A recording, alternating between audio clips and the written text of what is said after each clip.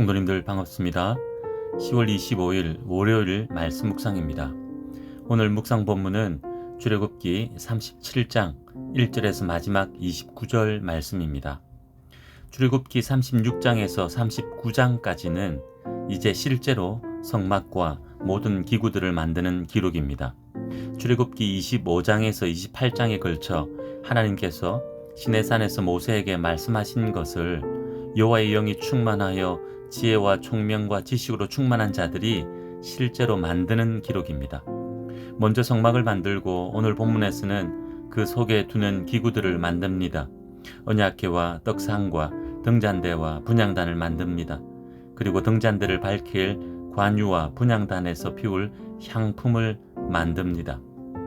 지난번 출애굽기 25장을 묵상할 때 살펴보았던 부분을 복습하는 마음으로 오늘 본문을 묵상하기 원합니다. 먼저 본문 1절에서 9절 말씀입니다. 브살렐이 조각목으로 언약궤를 만들고 그 위에 덮을 속죄소와 속죄소 위에 그룹을 만듭니다. 광야에서 언약궤를 옮길 때에 맬 채를 만듭니다. 성막과 모든 기구들을 어떻게 만들어야 하는지 하나님께서 말씀해 주셨지만 오늘날 정확하게 재현하기는 어렵다 합니다. 크기에 대해선 비교적 구체적인 언급이 있지만 나머지 부분은 정확하게 확정하기가 어려운 부분입니다. 그래서 사진으로 보여드리는 것도 본문을 근거로 상상해 본 것임을 감안해 보아야 합니다. 아무튼 하나님께서 말씀하신 대로 언약궤를 만듭니다. 언약궤는 무엇을 의미합니까? 가장 거룩한 지성소에 두는 언약궤입니다. 하나님께서는 언약궤를 덮는 속죄소 위 두 그룹 사이에 임재하셨습니다. 하나님이 좌정하시는 보좌요 하나님의 발판입니다. 그리고 언약궤 안에는 십계명이 기록된 두 돌판과 만나와 아론의 쌍난 지팡이를 두게 했습니다.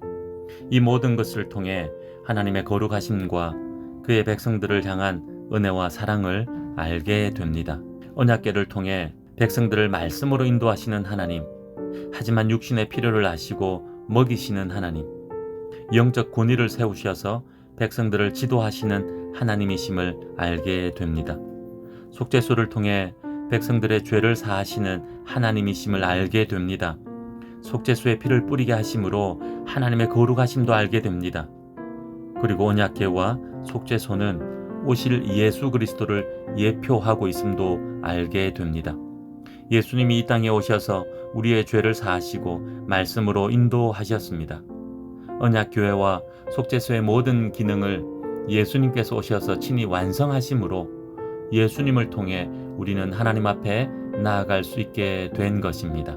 대제사장이 언약궤와 속죄소에 임재하신 하나님 앞에 짐승의 피를 뿌림으로 나아갔던 것처럼 오늘 우리는 예수 그리스도의 이름으로 마음껏 하나님께 나아갈 수 있게 되었습니다. 감히 하나님 앞에 나아갈 수 없었던 이스라엘 백성들이었지만 오늘 우리는 항상 하나님 앞에 나아갈 수 있는 우리들입니다. 이것이 얼마나 큰 은혜인지를 깊이 깨닫고 하나님께 나아가는 오늘 하루, 이번 한 주 되기를 원합니다. 말씀을 통해 나아갑시다. 기도를 통해 나아갑시다. 계속해서 본문 10절에서 16절 말씀입니다. 떡상을 만듭니다. 그리고 떡상에 떡을 올리고 잔을 따를 때 사용되는 모든 기구들을 만들었다고 기록합니다. 떡상에 올리는 떡은 생각보다 큰 것으로 추정됩니다. 이 떡을 6개씩 12덩이를 올렸는데 떡이 포개져 눌려지는 것을 막기 위해 떡 칸을 만들었을 것으로 추정합니다. 그리고 안식일마다 여호와께 진설했습니다. 레위기 24장에서는 이스라엘을 위한 것이요 영원한 언약이라고 말씀합니다. 매 안식일마다 새로운 떡을 올리고 물린 떡은 제사장들이 먹었습니다. 일주일이 지난 떡이었지만 상하지 않았던 것 같습니다. 떡상의 의미는 하나님의 공급하시는 은혜입니다. 하나님께서는 그의 백성들의 필요를 아시고 채워주시는 분이십니다. 영적인 필요도 육적인 필요도 모두 다 아시고 공급해 주시는 분이십니다. 동시에 하나님의 공급의 은혜를 누리려면 하나님께 나아가야 함을 깨닫게 해 줍니다. 떡상의 떡은 항상 올려져 있어야 했습니다. 매 안식일마다 새로운 떡을 진설해야 했습니다.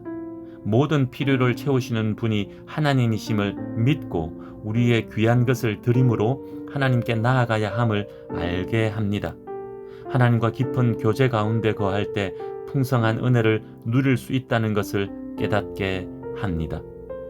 예수 그리스도께서 생명의 떡으로 이 땅에 오셨습니다. 그리고 우리에게 생명의 떡이 되어 주셨습니다. 그의 몸과 피를 주심으로 영원한 생명을 주셨습니다. 그 은혜를 깨닫고 주님 앞에 나아갈 때 풍성한 은혜를 누리게 되는 것입니다. 오늘도 그 은혜를 기억하여 우리의 가장 귀한 것 드려 주님께 나아가 깊은 교제를 나누기 원합니다. 그리고 우리의 영적, 육적 필요를 채워주시겠다 약속하신 은혜를 누리는 하루 되기 원합니다. 계속해서 본문 17절에서 24절 말씀입니다. 등잔대를 만듭니다. 그리고 모든 부속 기구들을 만듭니다. 다른 성막의 기구들도 정교하게 만들어졌지만 특별히 등잔대는 정교하게 만들어진 기구입니다. 그래서 아무나 만들 수 없는 기구였을 것입니다. 하나님께서 브살렐에게 성령의 능력을 부어주셔서 이 사명을 감당케 하셨습니다. 순금으로 만들었습니다.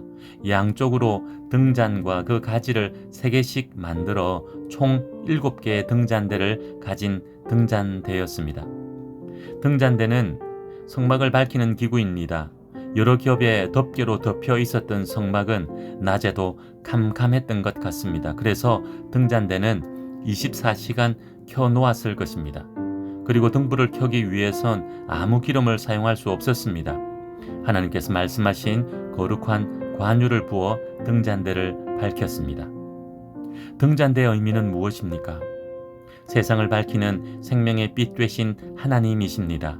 그리고 양쪽에 3개씩 6가지를 가운데 줄기에 붙여 만들게 하심으로 등잔을 7개 두게 하셨습니다. 7 등잔에 불을 밝히게 하신 것입니다. 이것은 하나님의 백성들이 하나님을 중심으로 하나 되어 세상을 밝혀야 함을 알게 합니다. 등잔대에 불을 밝힐 때 사용하는 기름도 거룩한 관유로 구별되게 하셨습니다. 하나님의 백성들이 세상의 빛으로 나아갈 때도 아무렇게나 나아가는 것이 아니라 하나님의 빛을 들고 나아가야 함을 깨닫게 합니다. 오늘 우리에게 빛 되신 예수 그리스도께서 오셨습니다. 그리고 교회를 그의 몸된 공동체로 불러주셨습니다. 서로 다른 지체들이 모였지만 예수님을 중심으로 하나 되게 하셨습니다.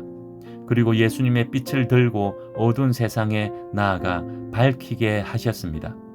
먼저 우리가 생명의 빛 되신 예수님을 통해 어두운 세상에서 넘어지지 않기 원합니다. 그리고 우리도 빛 되어서 세상을 밝히기를 원합니다. 우리가 빛이 되어 세상을 밝힌다는 것은 예수 그리스도의 복음을 전하는 것입니다. 예수 그리스도의 향기를 바라며 사는 것입니다. 흔히 하는 말로 삶의 모든 부분에서 예수 믿는 사람, 그리스도인답게 살 때 세상의 빛이 되는 것입니다. 오늘도 세상의 빛으로 살아내는 하루 되기 원합니다. 마지막으로 본문 25절에서 29절 말씀입니다. 성소에서 분향할 제단인 향단을 만듭니다. 향단에는 아침과 저녁 2번 향을 피웠습니다. 분향단에서 피우는 향도 하나님께서 말씀하신 대로 만들어야 했습니다. 구별된 재료들을 가지고 하나님께서 말씀하신 방법대로 만든 향품을 피워 하나님께 올려드렸습니다.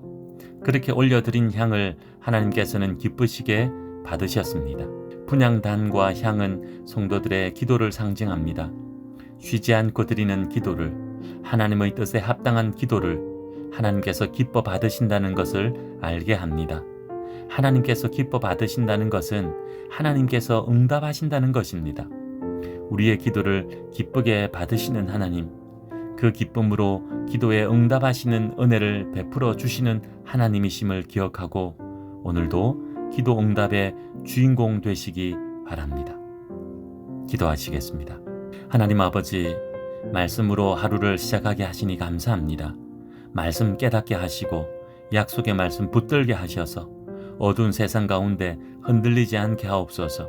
믿음으로 기도하며 하나님께 나아가 하나님의 기쁨이 되게 하시고 응답의 은혜를 누리게 하옵소서. 오늘 하루 살아갈 때 그리스도의 빛 비추는 삶 살게 하셔서 우리가 만나는 심령들 주님께로 돌아오게 하옵소서. 예수님의 이름으로 기도하옵나이다. 아멘. 오늘은 나라와 민족을 위해 기도하는 날입니다. 정치, 경제, 사회, 문화 등 모든 부분에서 건강하게 발전하는 나라 되게 해달라고 기도합시다. 특별히 위드 코로나로 전환하려 하는데 잘 준비되고 온 국민들이 잘 협조하여 어려움 없게 해달라고, 속히 우리의 일상이 회복되게 해달라고 기도하는 하루 됩시다. 오늘도 믿음으로 승리하십시오.